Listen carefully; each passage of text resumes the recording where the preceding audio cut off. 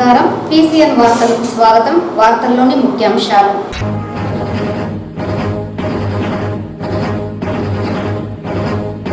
రాష్ట్ర ముఖ్యమంత్రి ఉప ముఖ్యమంత్రి సారథ్యంలో జిల్లాను ప్రగతి పథంలో ముందుకు తీసుకువెళ్లేందుకు ప్రతి ఒక్కరూ కృషి చేస్తాం.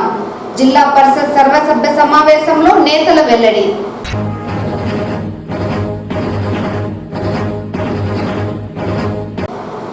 కాణిపాకం బ్రహ్మోత్సవాలకు సంబంధించి అన్ని ఏర్పాట్లను పగడ్బందీగా పూర్తి చేశాం. కాణిపాకం ఆలయ ఈవో గురుప్రసాద్.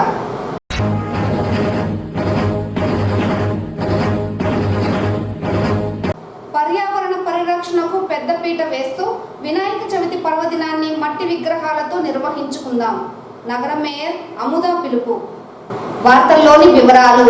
రాష్ట్ర ముఖ్యమంత్రి ఉప ముఖ్యమంత్రి వారి సారథ్యంలో జిల్లాను ప్రగతి పథంలో ముందుకు తీసుకువెళ్లేందుకు కృషి చేస్తామని జిల్లా పరిషత్ చైర్మన్ గోవిందప్ప శ్రీనివాసులు పేర్కొన్నారు. శుక్రవారం ఉమ్మడి చిత్తూరు జిల్లా సర్వసభ్య సమావేశం జిల్లా పరిషత్ సమావేశపు మందిరంలో జెడ్పీ చైర్మన్ అధ్యక్షతన ప్రారంభమైంది. ఈ సందర్భంగా చైర్మన్ మాట్లాడుతూ రాష్ట్ర ముఖ్యమంత్రి నారా చంద్రబాబు నాయుడు, డిప్యూటీ సీఎం పవన్ కళ్యాణ్ వారి సారథ్యంలో చిత్తూరు జిల్లాను ప్రగతి పథంలో ముందుకు నడిపించేందుకు కృషి చేస్తున్నామని తెలిపారు. గ్రామీణ ప్రాంతాలలో సీసీ రోడ్ల నిర్మాణానికి ఉపాధి హామీ పథకం ద్వారా నిధులు మంజూరు చేయడం జరిగిందని, అనేక సంక్షేమ కార్యక్రమాలను అమలు పరిచే విధంగా చిత్తూరు, అన్నమయ్య, తిరుపతి జిల్లా కలెక్టర్లు కృషి చేస్తున్నారని తెలిపారు. ఈ సందర్భంగా కలెక్టర్ మాట్లాడుతూ ప్రధానమంత్రి ఆవాస్ యోజనలో భాగంగా 100 రోజుల ప్రణాళికలో ఇళ్ల నిర్మాణాల పూర్తికి చర్యలు చేపడుతున్నామని తెలిపారు.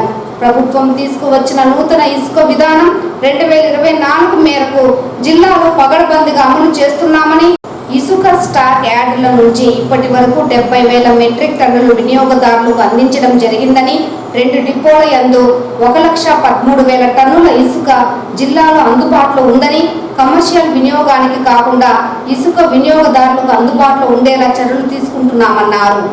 ఈ సందర్భంగా ఉమ్మడి జిల్లాకు సంబంధించిన నియోజకవర్గ ఎమ్మెల్యేలు తమ ప్రాంతంలో జరగవలసిన అభివృద్ధిపై అధికారులకు నివేదించారు. ప్రధానంగా విద్య, వైద్యంతో పాటు వ్యవసాయం తదితర అంశాలపై నెలకొన్న సమస్యలను అధికారుల దృష్టికి తీసుకువెళ్లారు. ఈ కార్యక్రమంలో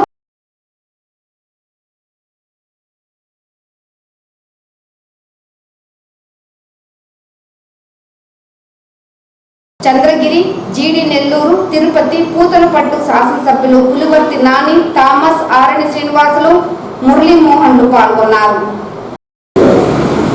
అందరూ వ్యవసాయదారులు పిలిపించి, అయ్యా ఇలాంటివన్నీ పథకాలు ఉన్నాయి, చంద్రబాబు నాయుడు గారు రైతులను ఎంకరేజ్ చేయడానికి ఇన్ని పథకాలు తీసుకొచ్చారు, మీకు ఇలా లక్షల్లో వచ్చే శాంక్షన్ అవుతుంది, ఇవన్నీ కూడా మీకు ఇస్తామని చెప్పేసి ఖచ్చితంగా ఇక్కడ ఏ స్కూల్లో కూర్చుంటే తెలియదు, దయచేసి స్కూల్లో పెట్టి వర్క్షాప్ పెట్టించండి, వాళ్ళని ఎంకరేజ్ చేయండి. ఎందుకంటే నేను ఇది చెప్తున్నాను, నేనైతే లాస్ట్ 12 గంటలు చదువుతున్నాను, ఎక్కడైనా మీరు చెప్పిన కాంపిటీషన్ ఎదుర్కొంటున్నాను. నేను చూసుకునేదంతా ఎక్కడ చూసినా ఈజీగా ఉన్న కంపెనీ అంటే చిరుకు. మొత్తం మా నియోజకవర్గంలో 90% చెరుకు. మిగతా ఈ వ్యవసాయానికి పనికిరాదు అనే భూముల్లో మామిడిలో పెట్టారు. మీకే తెలుసు, ఒకసారి అంతా సమ్మర్లో వ్యవసాయాలు అందరూ కూడా రోడ్డు పెట్టారు. ఎందుకంటే మామిడికి గిట్టుబాటు ధర దొరకలేదు. నిమిషంలో 30 రూపాయలు అన్నారు, మళ్ళీ 20,000 రూపాయలు అన్నారు. మేము గవర్నమెంట్ చెప్పేసి మొదటి బాటలు తీసుకొచ్చి రోడ్డు మీద వేస్తారు. దీనికి మీరు ఏం చేశారు? ఎలాంటి కానీ మళ్ళా సమ్మర్లో మామిడి వస్తుంది, దానికి మీరు ఏం న్యాయం చేస్తున్నారు? దీనికి ఏదైనా ఒక ప్రణాళికలాగా మీరు ఏదైనా రూపొందించారా? మామూలు రైతులకు మీరు ఏదైనా న్యాయం చేయకపోతారా? స్కూల్స్, ప్లే గ్రౌండ్స్ ప్లస్ 2 లక్షల వరకు టాయిలెట్స్. ఆ టాయిలెట్స్లో మీరు పౌడర్స్ కూడా పెట్టుకోవచ్చు. సో ఒక్కొక్క స్కూల్లో 12 లక్షల గురించి మనం ఒక గ్రామ పంచాయతీ సక్సెస్ వస్తుంది. ఇవన్నీ ఇప్పటివరకు ప్రీవియస్ గవర్నమెంట్ టైంలో చూసి 4 నుంచి పెద్దగా మనం రచించడం జరిగింది. So 12 lakh if the MLAs give us proposal, మనం శాంక్షన్ చేస్తాం. మరి లాస్ట్ వరకు ఇన్ఫర్మేషన్ అది చేసేవాళ్ళు ఉన్నారంటే పెంచిన వాళ్ళు లేదంటారు. మీరు కూడా చెప్పండి సార్. మాట్లాడాలా, నేను చంద్రగిరి నియోజకవర్గం ఎమ్మెల్యేగా మాట్లాడుతున్నాను. ఈ చంద్రగిరి నియోజకవర్గం ఎమ్మెల్యేగా నాడు రేపు శాంక్షన్ చేశారు, చేసింది కంప్లీట్ చేశారు. కంప్లీట్ కాకుండా పెండింగ్ ఏంటంటే గ్రానైట్ రోడ్లు లేకుండానే గ్రానైట్ తీసుకొచ్చారు, అది ఉంది. రోడ్ వర్క్ చేశారు, అది చెప్పారు. రోడ్ వర్క్ చూసుకోలేదు, నేను నేర్పిస్తున్నాను. దాని గురించి డీటెయిల్ అడిగాను. గురువు జిల్లా గురించి నేను గురువు జిల్లా గురించి నేను ఆఫీసు కాదు కదా సార్. చంద్రగిరిలో వచ్చి మనకి సిగ్నేచర్ రోడ్డు కంప్లీట్ చేయాలి సార్. అదేవిధంగా గ్రానైట్ రోడ్డు నిర్మించారు, రోడ్డు కంప్లీట్ కాకుండా బిల్డింగ్ చేశారు. డీటెయిల్ ఇన్ఫర్మేషన్ చేసి నాకు కలెక్టర్ గారు ఇస్తే కలెక్టర్ గారు నాకు పంపిస్తారు.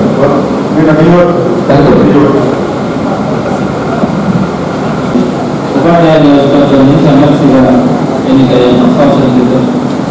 నేను నెల్లూరులో ఉంటాను. నెల్లూరు నుంచి అదేవిధంగా కొన్ని ఉపాధ్యాయ సమస్యల గురించి ఇక్కడ డిస్కస్ అవుతాను. దూరంగా రావడం జరిగింది. అయితే మొత్తం చిత్తూరు జిల్లా పరిధిలో పునర్విభజన జరిగిన తర్వాత 3 జిల్లాలు ఏర్పడతాయి. ఒకటి చిత్తూరు, తిరుపతి, అన్నమయ్య.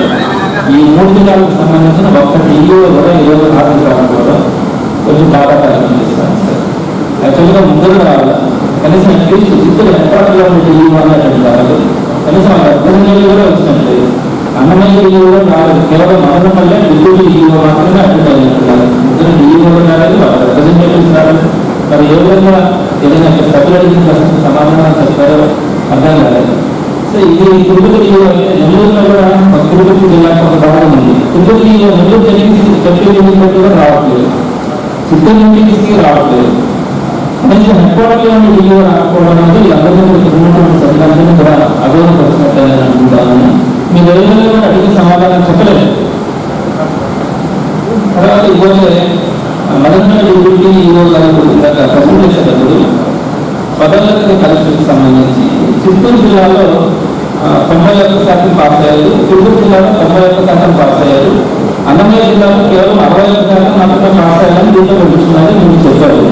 మరి అంత వేరియేషన్ ఎందుకు వచ్చింది అంటే 91% స్టేట్ వైడ్గా అదేవిధంగా మిగతా జిల్లాల్లో పాస్ అయినప్పుడు ఒక్క జిల్లాలోనే 61% పాస్ అయినట్టుగా మీకు ఇక్కడ రిప్రజెంట్ చేయడం జరిగింది.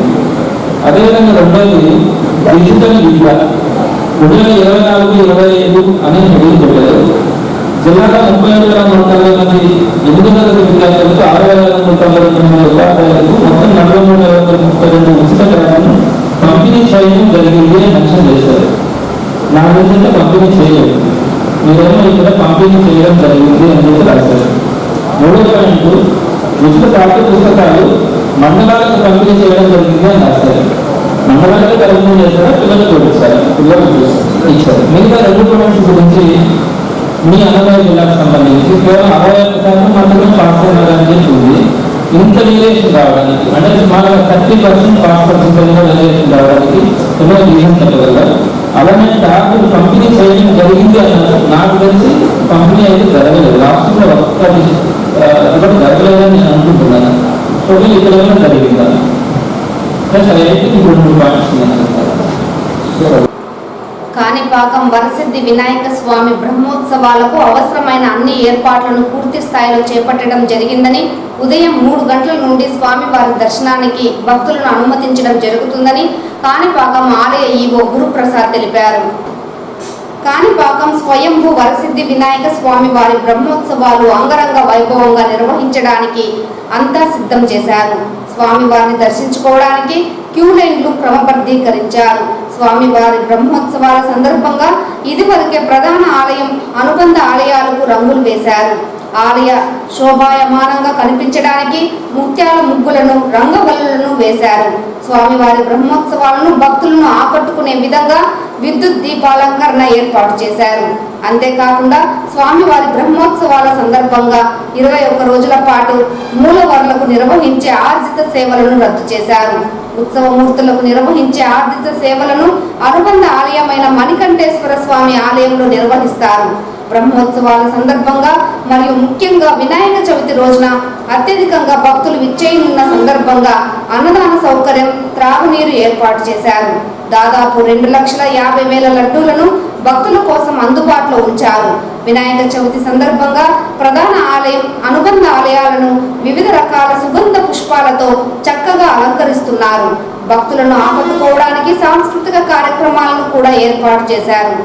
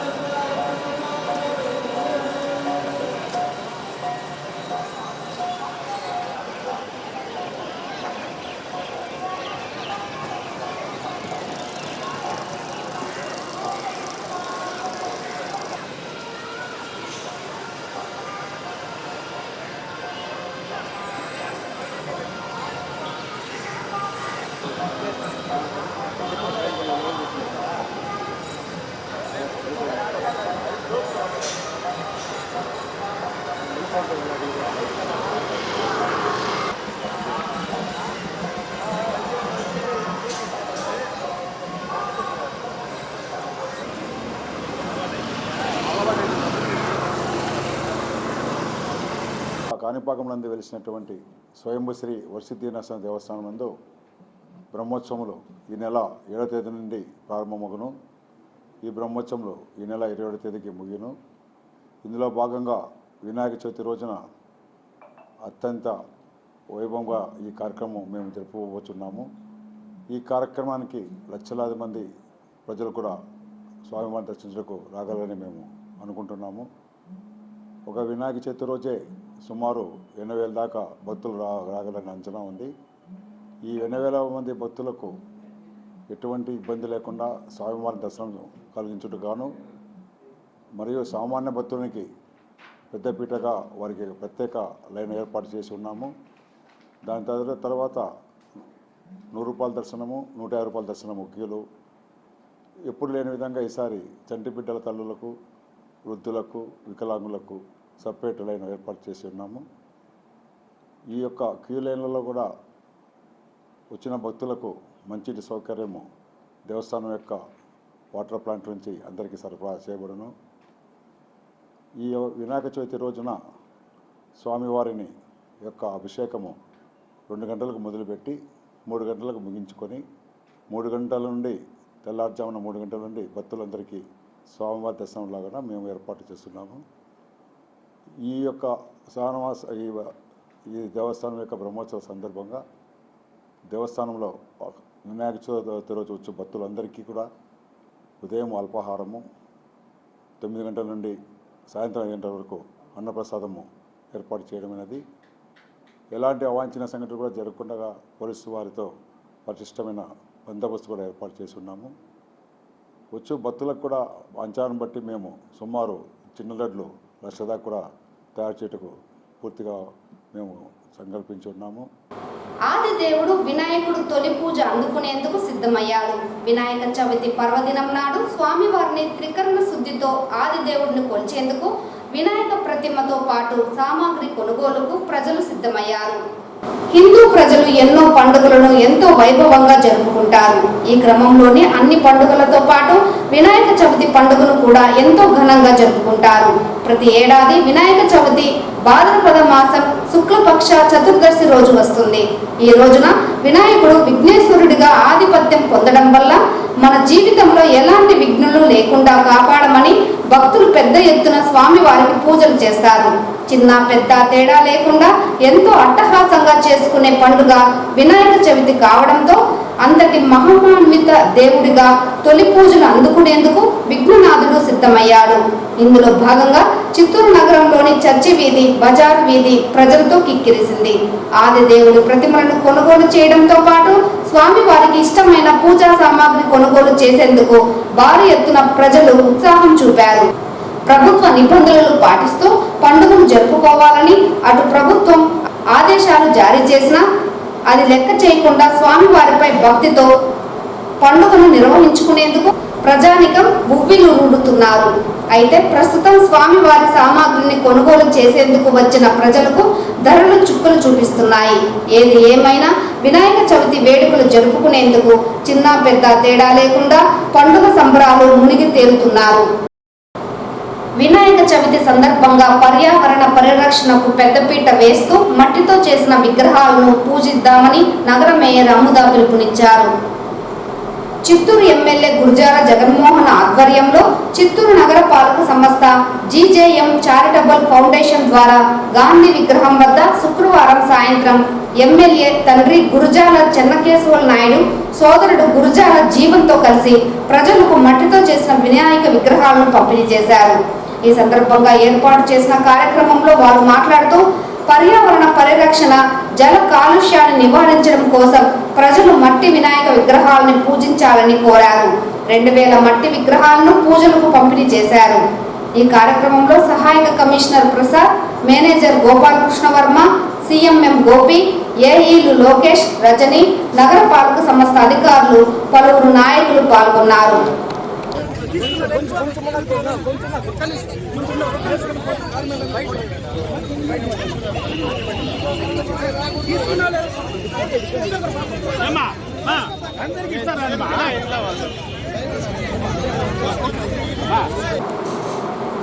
చిత్తూరు నగరంలోని ఓ ప్రైవేట్ లాడ్జీలో మహాత్మా గాంధీ జాతీయ ఉపాధి హామీ గ్యారంటీ పథకంపై అవగాహన కార్యక్రమాన్ని సింధియా సంస్థ ఆధ్వర్యంలో శుక్రవారం నిర్వహించారు. ముఖ్య అతిథిగా పాల్గొన్న డ్వామా ఏపీడీ సుబ్రహ్మణ్యం మాట్లాడుతూ గ్రామీణ ప్రాంతాలలో కూలీలకు ఉపాధి కల్పించడానికి ఎంఎన్ఆర్ఈజీఎస్ పథకాన్ని అమలు చేస్తున్నారన్నారు. ఇందులో భాగంగా చెరువులు, కుంటలు, కాలువల త్రవ్వకాలు, దేవాలయాలు, ప్రభుత్వ పాఠశాలలో, కళాశాలలో మొక్కలు నాటడం వంటి పలు ఉపాధి హామీ కార్యక్రమాలు చేపడతామన్నారు. తద్వారా ఆ గ్రామంలోని కూలీలకు ఉపాధి కల్పించి వారి జీవన ప్రమాణాలను మెరుగుపరుస్తున్నామన్నారు. ఈ కార్యక్రమంలో south central India network for development alternative సంస్థ అధ్యక్షురాలు Glory Vijay Kumar, executive director Sheela, NYSS Munikrishna, CARD సంస్థ రవికుమార్, ప్రతినిధులు, ఉపాధి హామీ సభ్యులు పాల్గొన్నారు. తిరుమల శ్రీవారి లడ్డు ప్రసాదాలను భక్తులందరికీ అందుబాటులోకి తీసుకురావాలని టీటీడీ ఈవో శ్యామలారావు చెప్పారు. తిరుమల అన్నమయ్య భవనంలో శుక్రవారం డైలీ యువర్ ఈవో కార్యక్రమం అనంతరం మీడియా సమావేశంలో ఈవో మాట్లాడుతూ దేశవ్యాప్తంగా ఉన్న టీటీడీ ఆలయాలు, సమాచార కేంద్రాలలో లడ్డు ప్రసాదాలను శాశ్వతంగా విక్రయించేందుకు చర్యలు చేపట్టామన్నారు.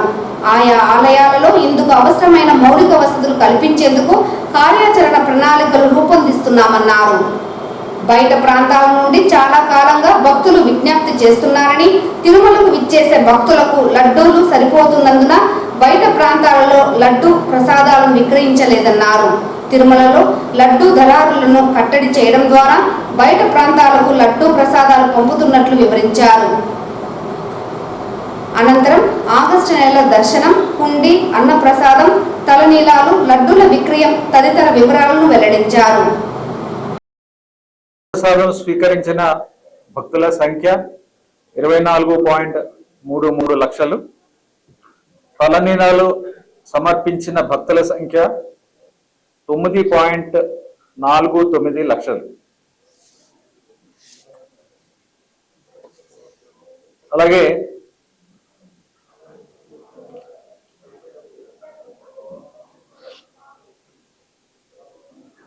లడ్డూల డిస్ట్రిబ్యూషన్ గురించి కొన్ని నిర్ణయాలు తీసుకోవడం జరిగింది. మీ అందరికి కూడా గతంలో తెలియజేయడం జరిగింది. దాని ప్రకారం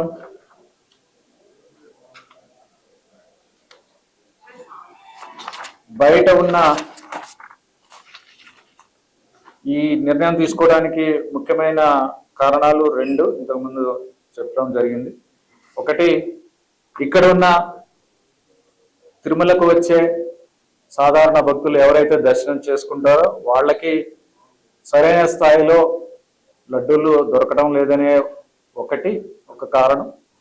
అలాగే బయట టీటీడీ ఇన్ఫర్మేషన్ సెంటర్స్, టీటీడీ దేవాలయాల దగ్గర నుంచి లడ్డూల గురించి డిమాండ్ ఉండడం, కానీ మనము దానికి తగ్గట్టుగా డిమాండ్కి తగ్గట్టుగా మనము లడ్డూలు పంపించలేకపోవడం, ఈ కారణాల వలన ఆధార్లో మిస్యూజ్ జరుగుతున్నది. టికెట్ లేకుండా తీసుకున్న వాళ్ళ దాంట్లో దర్శనం చేసుకోకుండా తీసుకుంటున్న వాళ్ళల్లో చాలా మంది మిస్యూజ్ చేస్తున్నారనే ఇది మా దృష్టికి రావడంతో ఈ ఆధార్కి 2 ఇవ్వాలి అనే నిర్ణయం తీసుకోవడం జరిగింది.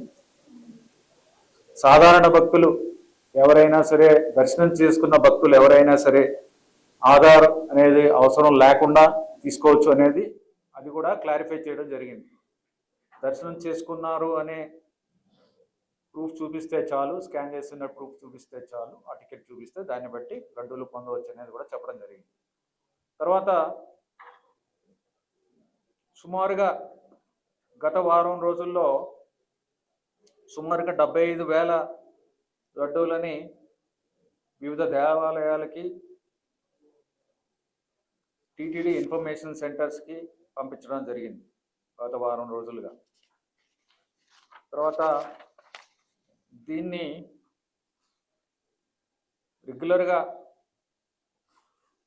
ఎలా పంపించాలి, రోజుకి ఎన్ని పంపించాలి, ఏ సెంటర్కి ఎంత పంపించాలి, అక్కడ డిస్ట్రిబ్యూట్ చేయడానికి కూడా అరేంజ్మెంట్స్ చేసుకోవాలి. ఒక రెగ్యులర్గా చేయాలంటే ఒక సేల్ కౌంటరు, తర్వాత స్టాఫ్, కంప్యూటర్స్, క్యాష్ తీసుకునే విధానం, ఇవన్నీ కూడా ఎస్టాబ్లిష్ చేయాలి. ఆ సిస్టమ్ కూడా ఎస్టాబ్లిష్ చేస్తున్నాము. తిరుమల శ్రీవారిని ఈరోజు ఉదయం VIP విరామ సమయంలో పలువురు ప్రముఖులు దర్శించుకున్నారు. స్వామివారిని దర్శించుకున్న వారిలో బాలీవుడ్ నటుడు తుషార్ కపూర్, పుంగనూరు రామచంద్ర యాదవ్ వేరువేరుగా స్వామివారి సేవలో పాల్గొని మొక్కులు చెల్లించుకున్నారు. శ్రీవారి దర్శనార్థం తిరుమలకు విచ్చేసిన వీరికి ఆలయ అధికారులు స్వాగతం పలికి దర్శన ఏర్పాట్లు చేశారు. అనంతరం రంగనాథ మండపంలో వేద పండితులు వేద ఆశీర్వచనం చేసి స్వామివారి తీర్థ ప్రసాదాలను అందజేశారు.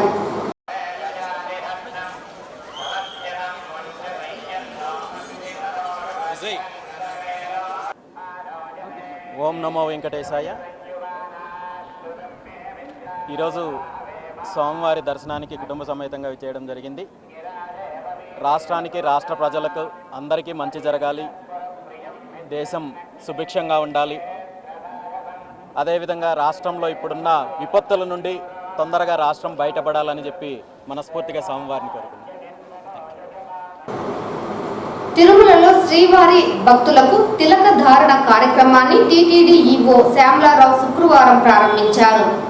తిరుమల ATC సర్కిల్ వద్ద ఈవోకు భక్తులకు శ్రీవారి సేవకులు తిలక ధారణ చేశారు. ఈ సందర్భంగా ఈవో మాట్లాడుతూ తిరుమలలో భక్తులకు తిలక ధారణ కార్యక్రమాన్ని ప్రారంభించడం చాలా సంతోషంగా ఉందన్నారు. శ్రీవారి సేవకులు తిరుమలలోని ATC, సుపథం, శ్రీ వరాహస్వామి ఆలయం, కళ్యాణకట్ట, VQC 1 మరియు 2ల వద్ద నిరంతరాయంగా తిలక ధారణ చేస్తారని చెప్పారు. ఈ కార్యక్రమంలో టీటీడీ అదనపు EO Venkaiah Chowdary, JEO Veerabrahmam, CVSO Sridhar, CPRO doctor Ravi, ఇతర అధికారులు, భక్తులు పాల్గొన్నారు.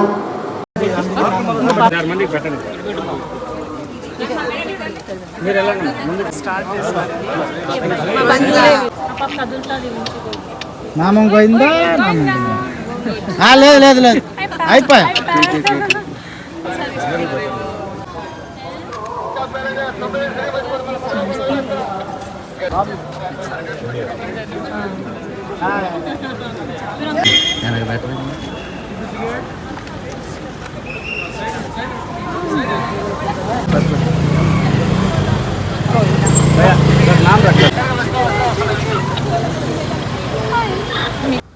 చాలా సంవత్సరాల తర్వాత తిరునామధారణ కార్యక్రమం మళ్ళీ తిరుమలలో భక్తుల కోసం ప్రారంభించడం చాలా ఆనందంగా ఉంది. ఇది ప్రథమంగా 5 లొకేషన్స్లో ఇది చేయడం జరుగుతుంది. ఏటీసీ సర్కిల్, సుపదం, Varaswamy temple, KKC, VQC 1 and 2 ఈ ప్లేసెస్లో, ఈ ప్రాంతాల్లో మనము స్టార్ట్ చేస్తున్నాము ఈరోజు. అలాగే దీన్ని కంటిన్యూ చేస్తూ అలాగే ఇంకా వివిధ ప్రాంతాల్లో కూడా దీన్ని విస్తరింపజేసి శ్రీవారి సేవకుల ద్వారా 2 షిఫ్టుల్లో ఇది చేయడం అనేది జరుగుతుంది. ఇది కంటిన్యూస్గా ఈ కార్యక్రమాన్ని మేము నిర్వహిస్తాం. ధన్యవాదాలు. ఈ వార్తలు ఇంతటితో సమాప్తం. నమస్కారం.